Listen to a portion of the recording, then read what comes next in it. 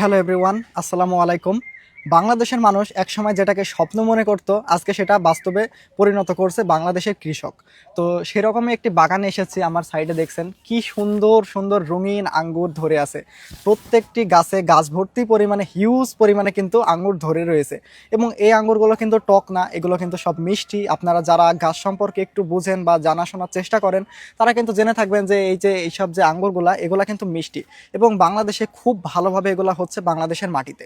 আমরা আজকে এমন একটি বাগানে উপস্থিত হয়েছে, এটি কিন্তু চুয়াডাঙ্গা জেলাতে অবস্থিত। বিস্তারিত জানবো এই আঙ্গুর বাগানের কৃষকের কাছ থেকে। তো চলুন ভিডিওটি শুরু করা যাক। তো আসসালামু আলাইকুম আঙ্কেল, কেমন আছেন? ওয়ালাইকুম আসসালাম, আলহামদুলিল্লাহ ভালো আছি। তো আপনার এই যে আঙ্গুর বাগানটি তৈরি করেছেন, বাগানটি করে আপনার কেমন লাগছে? আলহামদুলিল্লাহ খুব ভালো হয়েছে তো বাগানটা।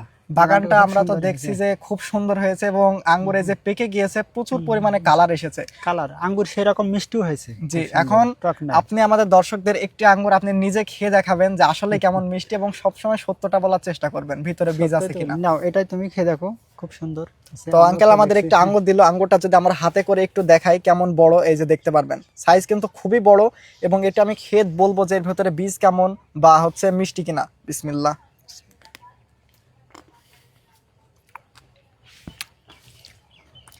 তো আঙ্গুরের মধ্যে আমরা দেখছি একটি কিন্তু বীজ আছে, কিন্তু আঙ্গুরটি কিন্তু খুবই সুস্বাদু। আমরা বাজার থেকে যে আঙ্গুরগুলা কিনে খাই, সেগুলা কিন্তু মানে তার থেকেও কয়েক গুণ বেশি মিষ্টতা আছে এই আঙ্গুরে। এবং এইগুলা কিন্তু আপনারা যারা কিনেন, এটা কিন্তু হচ্ছে প্রত্যেক দিনের আঙ্গুর যে বাগান থেকে কেটে নিয়ে যায়, তারা কিন্তু প্রত্যেক দিনে বিক্রি করে। এবং আঙ্গুরগুলো কিন্তু টাটকা, বাইরে থেকে ইম্পোর্ট হয়ে যেগুলো আসে কয়েকদিন হয়ে যায়, তবে এগুলো কিন্তু একদম টাটকা। আপনাদের এখান থেকে আঙ্গুর কি কিনছে?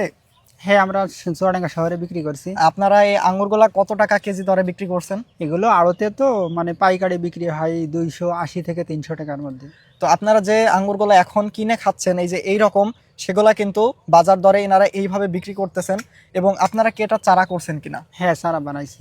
তো আপনারা যারা এই যে এই বাগানের এমন সুন্দর সুন্দর আঙ্গুরের চারা নিতে চান, অবশ্যই কিন্তু তারা স্ক্রিনে দেওয়া নম্বরে যোগাযোগ করবেন। এবং এই যে এই বাগানের এই চাষি নিজে কিন্তু যে চারাগুলো তৈরি করেছেন এই গাছের একদম হুবহু অরিজিনাল জাতের চারা যদি নিতে চান, অবশ্যই যোগাযোগ করতে পারেন। এবং এই বাগান থেকে কিন্তু আপনারা চাইলে চারা নিতে পারেন। তো আপনারা এই যে বাগানটি করে কেমন সফলতার আশা করছেন? ভালোই, অন্যান্য সবজির থেকে তো অনেক ভালোই আশা করছি। এখন এখন এটা তো বিক্রি করা শেষ হয়নি, বিক্রি করা শেষেই ভালো।